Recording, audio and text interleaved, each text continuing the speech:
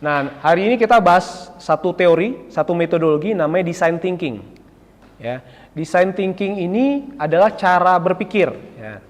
Nah, saya dibantu hari ini, saya dibantu oleh Atar anak saya. Nanti ya teman-teman seumuran lah mungkin ya. Kebetulan beliau juga sambil belajar tapi sudah sedikit mempraktekkan. Nah, jadi mungkin bisa sharing, bisa berbagi. Beliau homeschooling, jadi banyak mengerjakan project-project juga. Kayak terakhir kemarin ada project backpacker ke Vietnam ya Bang. Ke Vietnam, memimpin berapa 12 orang kali? 12 orang temannya.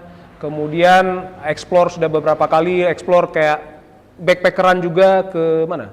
Bali ya sering lah ya, ada mungkin udah banyak lah. Dan teori dan praktek ya.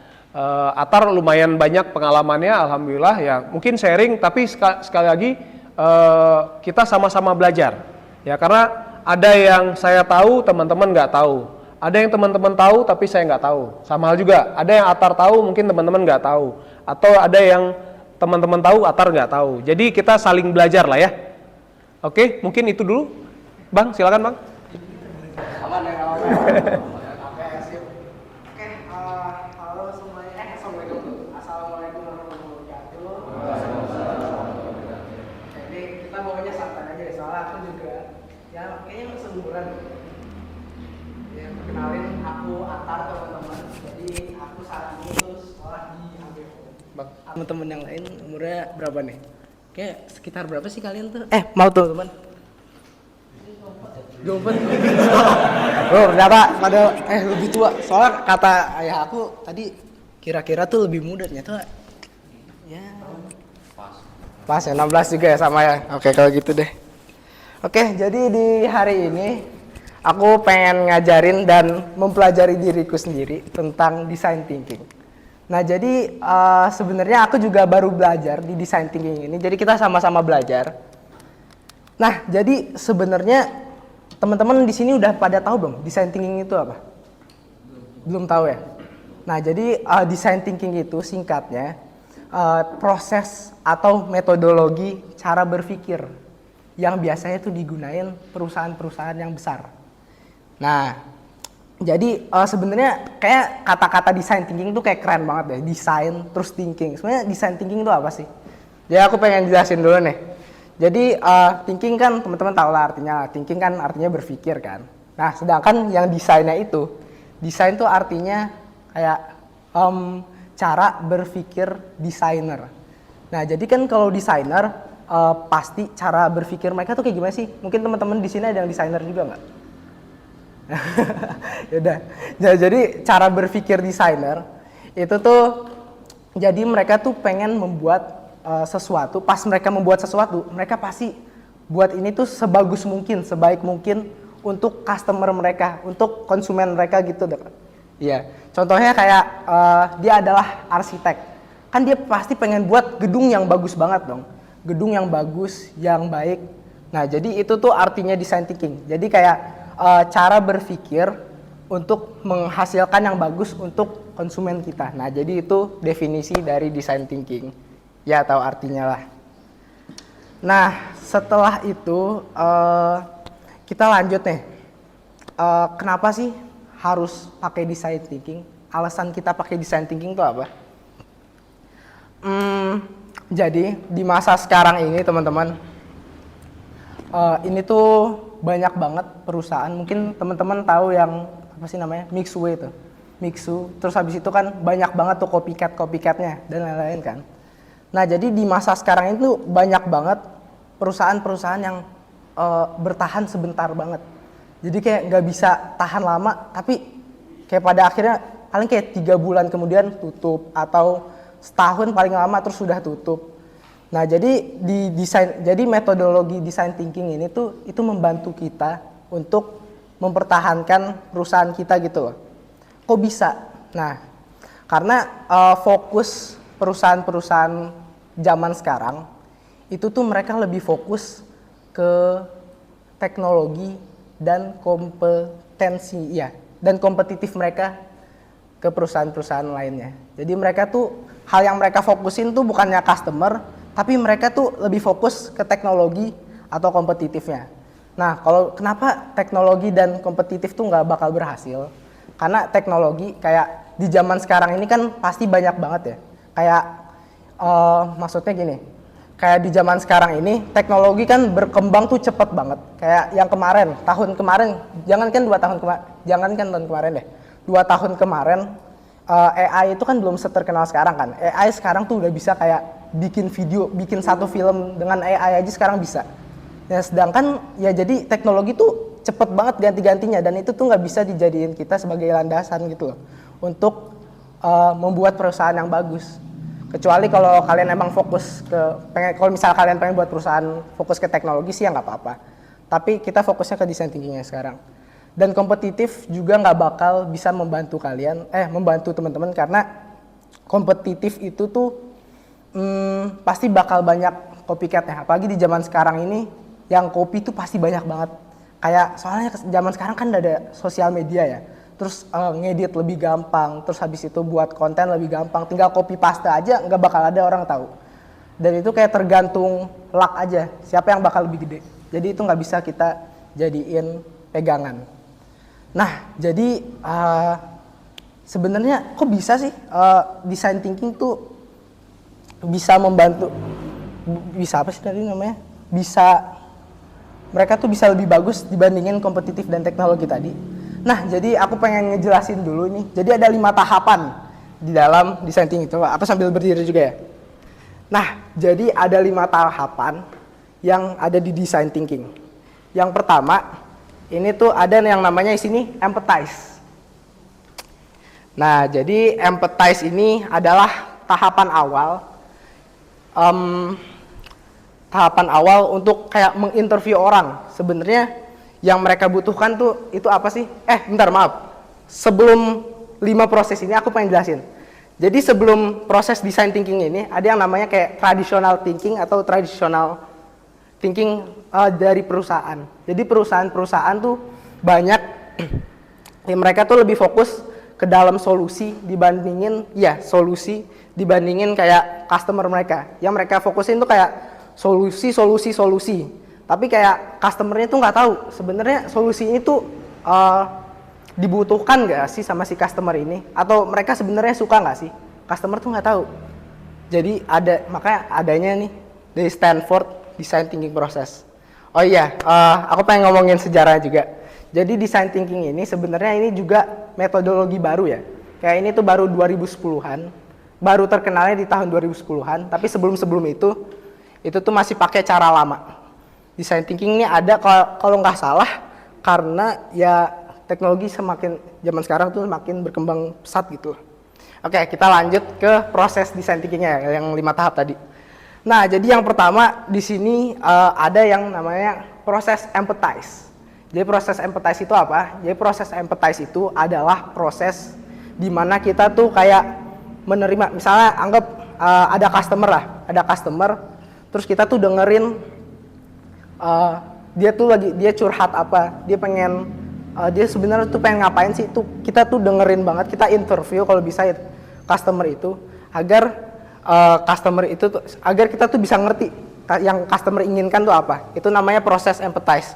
Jadi kita tuh dengerin banget, kita bener-bener masuk ke dalam keinginan dia, apa sih yang dia inginkan gitu loh. Sampai kita nemu jawabannya. Setelah kita interview, setelah kita mendapatkan seluruh curhatan dia di sini, terus kita pindah ke define. Nah, jadi setelah setelah kita interview, kan pasti ada banyak banget tuh hal-hal yang dia curhatin kan. Jadi kayak hal-hal yang dia curhatin, kita define lagi nih. Atau kita kayak kerucut ya. Kita kerucutkan lagi apa yang sebenarnya mereka inginkan. Nah, jadi intinya kayak gitu. Terus habis itu ada proses namanya ideate atau membuat ide lagi gitu. Jadi setelah kita tahu masalah dia apa, terus sudah dikerucutkan juga. Kemudian proses selanjutnya adalah ideate. Kita pikirin ide apa yang kira-kira bisa membantu masalah mereka selesai. Ya, ide apa yang bisa membantu problem mereka. Dan kalau bisa di proses ideate ini kita tuh mengeluarkan semua ide kita, bahkan kayak ide-ide yang sebelumnya orang-orang tuh nggak pernah pakai, ide-ide yang bener-bener baru gitu loh. Kalau misalnya teman-teman tahu thinking out of the box, nah itu kayak salah satu contoh itu di ideate. Jadi kita tuh kalau bisa bener-bener ngeluarin semua ide-ide yang terbatas, ide-ide tanpa batas. Jadi kita benar-benar ngeluarin semuanya. Dan setelah kita mengeluarkan ide-ide kita untuk solusi mereka sebelumnya, kita lanjut ke prototype. Nah, jadi tes prototype ini apa? Jadi setelah kita membuat ide, kita akan membuat prototype. Contohnya kalau misalnya tadi ide-idenya kita contohkan sebagai kayak aplikasi deh. Misalnya aplikasi rekening. Jadi aplikasi bank. Jadi aplikasi banknya ini nanti kayak kita buat prototype-nya, kita buat gambaran, nanti aplikasinya gimana tuh di handphone.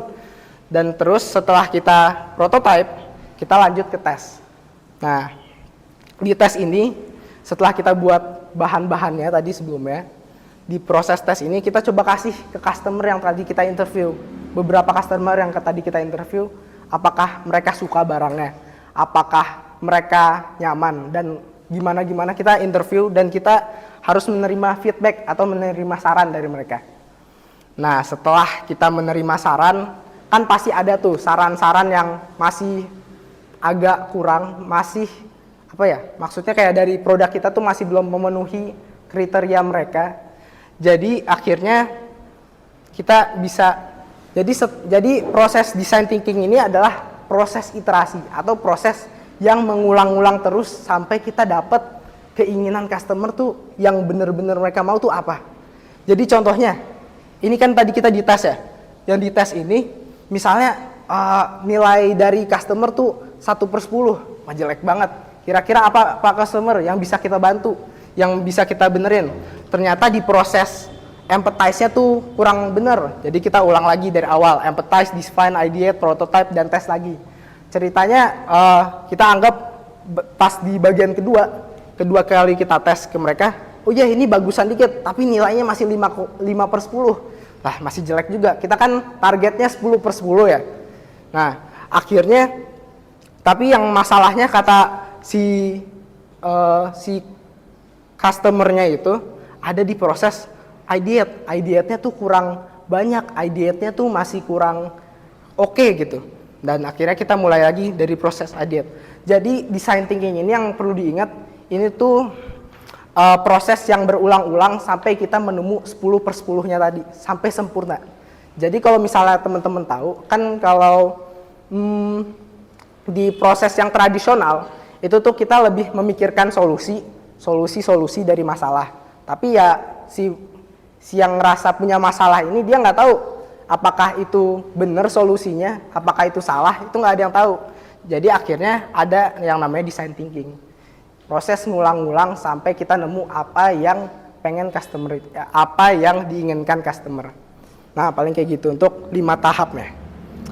Nah, terus habis itu, dan ternyata teman-teman, ini yang lebih menariknya lagi ya, dari proses design thinking ini. Jadi proses design thinking ini, walaupun ya tahapannya kayak cuman ya begini-begini doang, tapi ini tuh meningkatkan berapa persen ya. Jadi waktu itu aku lihat di beberapa sumber, itu tuh naikinnya tuh bener-bener sangat drastis. Pas perusahaan sebelum pakai design thinking dan setelah pakai design thinking. Nah, jadi di dalam proses ini, kenapa mereka bisa naik banget? Nih, karena kalau misalnya kita coba tarik ke belakang, kalau misalnya tadi kita pakai contoh traditional thinking. Traditional thinking kan resiko dia suka atau enggaknya tuh masih gede banget ya. Jadi di proses design thinking ini tuh diminimalisir karena yang customer mau kita tuh udah tahu gitu loh. Nah jadi resiko dan ketidakpastiannya tuh menurun, tapi investasinya menaik. Jadi kayak penjualan kita menaik, terus habis itu pengeluaran kita tuh juga menurun gitu. Jadi kayak kita tuh dapat dua-duanya. Dan terus di setiap iterasi, setiap pemutaran yang tadi aku jelasin, itu tuh menghasilkan pelajaran baru yang menurunkan resiko dan ketidakpastian. Nah, jadi sehingga investasi itu pasti dilakukan secara graduasi per iterasi. Wah, ini aku nggak terlalu ngerti sih kalimatnya, tapi ya udah deh. Nah, jadi sebenarnya kenapa sih aku pengen jelasin kenapa design thinking itu bisa berhasil gitu. Nah, jadi kekuatan utama di design thinking ini tuh kita tuh dirancang untuk melawan arus atau melawan kecenderungan sifat manusia yang membatasi kreativitas dan proses inovasi. Jadi sederhananya, jadi kekuatan design thinking ini tuh dirancang untuk kita tuh bisa ngelewatin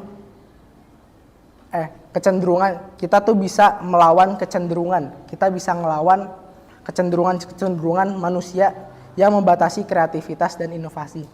Jadi kadang-kadang kan kadang-kadang kreativitas dan inovasi kita kan kadang-kadang tuh terhalang ya, sama kayak kecenderungan sifat manusia. Jadi proses design thinking ini memaksa kita untuk keluar dari zona itu gitu loh. Nah, kemudian lanjutannya apa nih? Design thinking. Nah, kemudian kenapa mereka ini masih lanjutan yang tadi, design thinking prioritas kualitas over quantitative. Terfokus. Nah, kemudian untuk kuantitatif survei market, udah kayak gini kita skip dulu deh. Nah, tapi teman-teman di design thinking ini tuh kadang-kadang untuk orang-orang yang belum paham, untuk misalnya kita sebagai atasan nih dan ada karyawan-karyawan kita, ini tuh kadang-kadang bisa membuat orang-orang tuh nggak nyaman gitu. Kenapa? Karena kalau misalnya dari proses empathize dan define, kita menyuruh mereka untuk menginterview orang ya. Kadang-kadang mereka tuh menerimanya tuh mereka malah jadi defensif sama perkataan-perkataan sang orang yang diwawancara itu. Karena ya mereka kan, ya mungkin mereka nggak sabaran dan mereka tuh pengen langsung ke dalam solusinya. Jadi kadang-kadang tuh itu adalah satu hal yang bikin karyawan-karyawan kita tuh nggak enak. Terus habis itu kemudian pas di proses ideation itu kan kita dipaksa untuk memikirkan berbagai macam ide. Kita mikirin banyak banget ide. Tapi kadang-kadang kayak beberapa orang juga kayak mereka tuh pengen langsung uangnya, tapi padahal idenya tuh belum ada gitu loh. Idenya belum jelas. Mereka ngambil satu ide dan langsung dilaksanain. Terus habis itu kita tuh juga di dalam proses design thinking ini di bagian tes kita juga harus terbiasa dengan menghadapi kegagalan. Soalnya di proses design thinking ini pasti bakal banyak banget kegagalan yang ada. Kenapa? Ya karena ini prosesnya berulang sampai kita tuh menemukan 10/10 tadi. Nah, jadi ya sebagai leader kita juga harus bisa membantu ya karyawan-karyawan kita gimana sih cara mereka tuh berpikir bagaimana cara mereka melaksanakan design thinking gitu. Soalnya design thinking ini untuk beberapa orang ini agak susah. Oke, jadi sebenarnya paling gitu aja yang aku bisa jelasin design thinking proses ini ya. Ya mungkin teman-teman ada yang pengen ditanyain nggak dari 5 tahap proses ini, empathize, define, ideate, prototype atau test. Paling gitu sih. Ya gimana teman-teman ada yang pengen ditanyain?